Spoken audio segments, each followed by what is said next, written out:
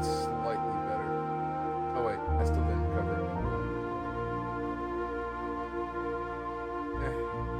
Either way, I like Doctor Stone. I just wish it had a more cohesive. It's too loud, or at least it's too loud for me.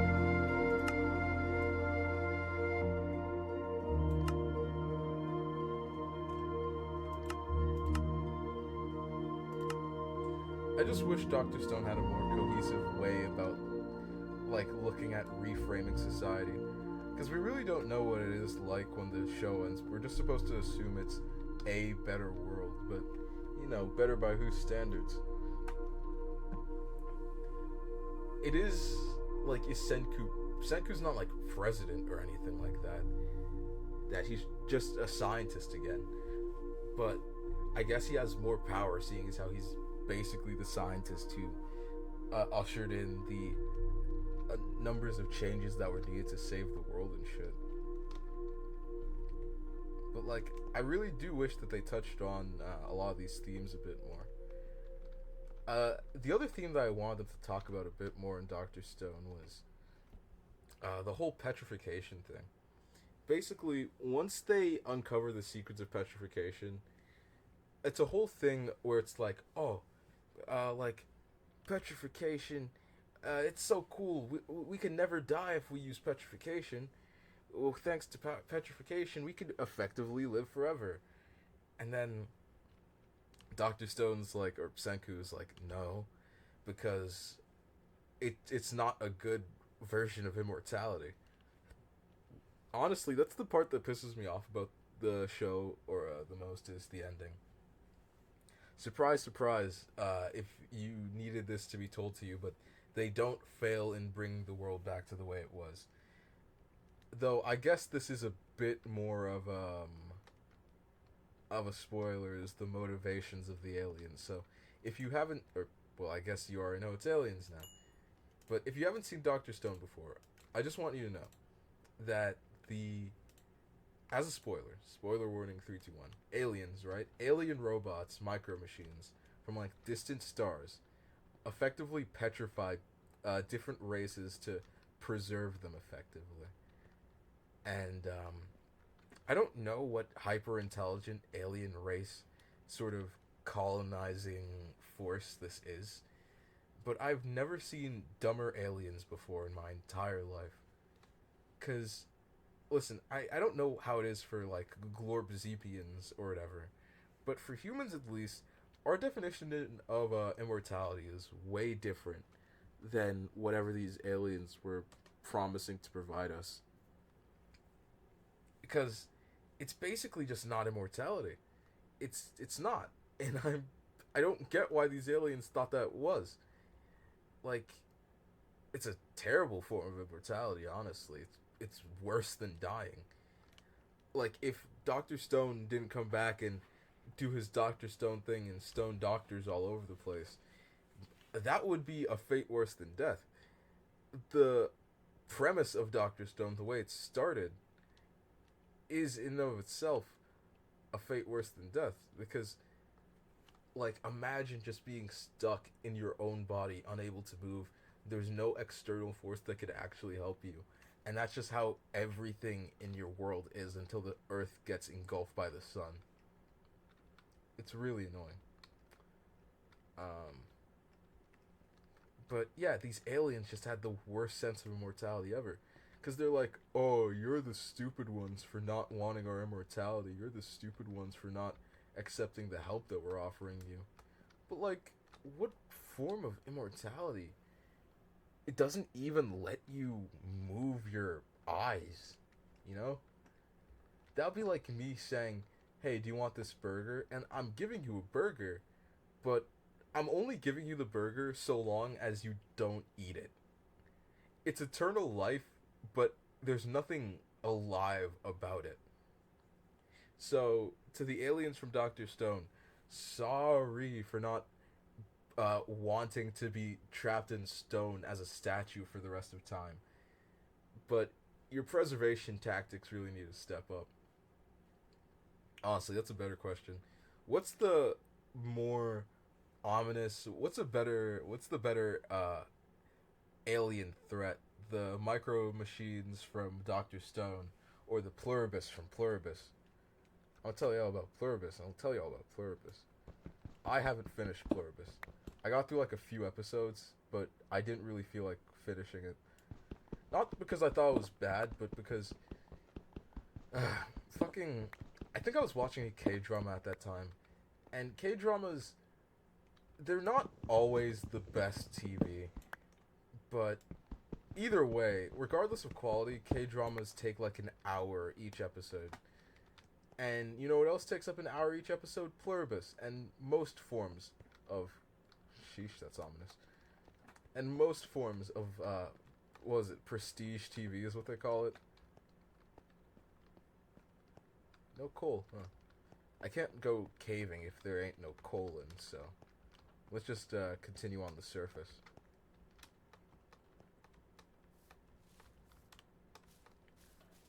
But, yeah. Ooh, shit. Out my face, nigga. But the idea of Pluribus really is pretty scary to me, and that's just because body snatchers are like one of the topics that really freak me out. Honestly, the idea of just having your body taken over involuntarily, and like especially if it's the kind of body snatcher that kills you when it happens, it invokes like, you know, like dementia or Alzheimer's, but just the idea of just becoming somebody else. Like, metaphorically speaking, if you change as a person into somebody so evil and like unrecognizable that your past self wouldn't even want to associate with you, like that whole thing where it's like an evil version of yourself from the future. It's not necessarily a body snatcher plot, but it still carries the same themes. Just less scary because, to some extent, is that a creeper?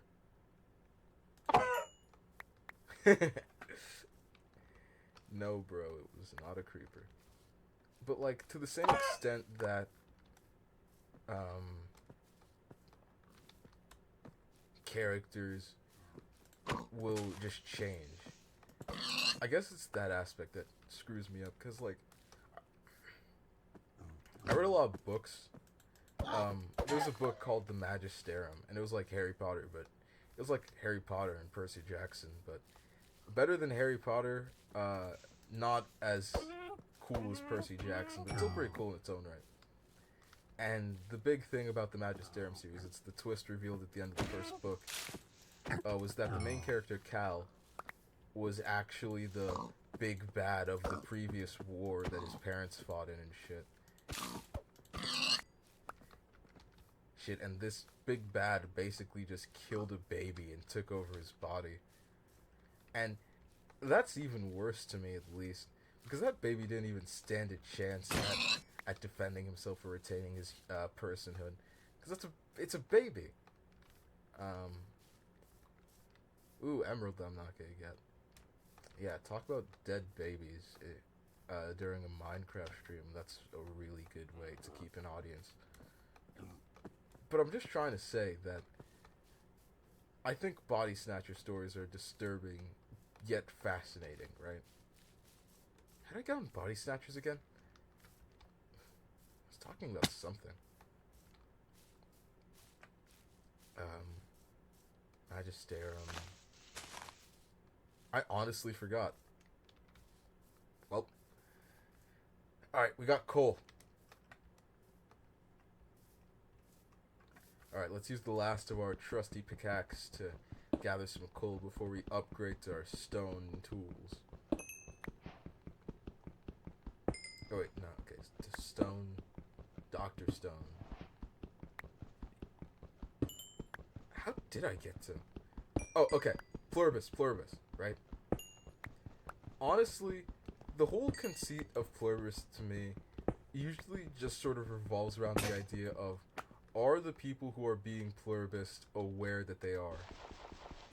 I don't need any monsters coming from over there to tickle my ass. But if the people who are being pluribus are like just being passengers to their body, that's still terrifying. But honestly, that's just less terrifying than if they were just outright dead. It's definitely still not an ideal situation.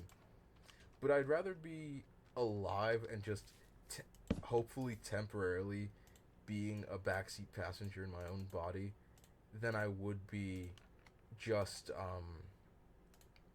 just dead. Just like some Randy kisses me and I'm like, whoa, dude. Uh,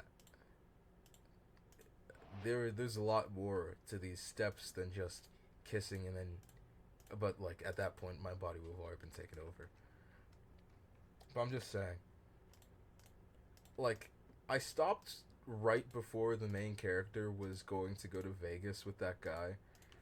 But let's talk about that guy from Pluribus for a second, because for all intents and purposes, that guy's a pred. I'm not. I don't think I like him all that much.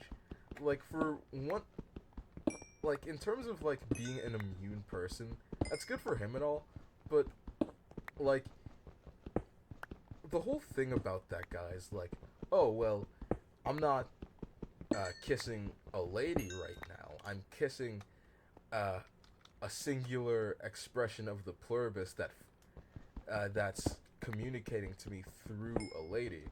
I'm like, yeah, but the lady whose body that was couldn't consent, you know? It's stupid, is what I'm trying to say. His logic in that, oh, he's not doing anything weird, it's the pluribus he's hooking up with. It's stupid. But, yeah, nah. I don't know. I really don't think I could be caught dead with some just horde of zombies. Either I'm fighting back or they're just gonna have to kill me. Cause what do you mean you're taking over my body by kissing me? Okay, let me just state this also, cause I'm talking about this. The part the part that bothers me isn't the kissing, right? The part that bothers me is the body snatching part. This isn't some like no homo shit. But I'm also saying, come at me and see what I could do in a bit of desperation. Like I said, not a quote I want recited at me on the off chance I get into a controversy later. But you know, that won't happen if you don't get into a controversy. Yeah, but I'm just... What was it? You guys, stand-up comedy, right? John Panette. And he had this bit where he was getting a TV from a store. And then he was like... And then they're like, oh, do you want the warranty? Yeah, you'll be able to get your money back if it breaks. And then John Panette's like, oh, if it breaks, I don't want to buy it. And then he's like, yeah, but you need it in case it breaks. And it's like, yeah, well, why would I want it if it breaks? And stuff like that. I like those, like, roundabout sort of, gags, I guess. So, when I say if I get into a controversy in the future, I don't want any random thing I say to be used against me, then you might say, well, just don't do anything and you won't get into a controversy. And then I'll say, yeah, but if I do, I don't want my words to be tied against me from what I say now. And he was like, yeah, well, that won't happen if you get into one. And then, you know, that goes on and on forever until some punchline comes. But we are finally in the age of fire.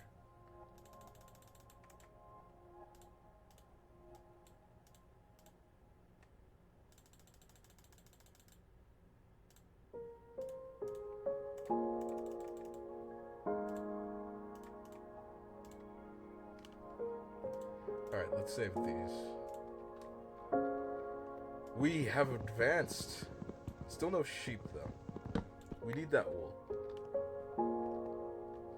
I thought that was an Enderman for a second. Okay, that's my last constraint. I'm not gonna go caving